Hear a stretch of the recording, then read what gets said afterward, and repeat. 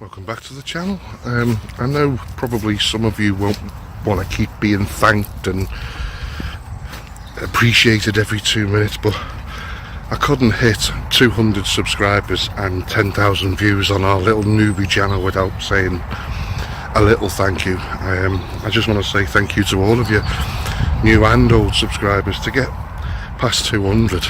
Wow. Very humbling indeed. And thank you all for following us on Twitter and being with us to follow our adventures in our caravan, and especially these exciting times that we're going to be potentially buying a new caravan at the end of the year, maybe beginning of next year. Exciting times for us. What are you doing, Seth? Well, anyway, so I just wanted to say thank you very much indeed. What's coming up with the channel in the next few weeks?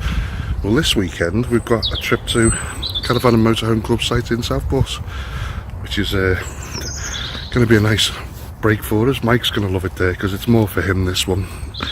The one at Shirk 2 weeks ago was more for me and Clare, with a nice relaxing break. And I think this one's going to be for Mike, really, because there's more for him to do there.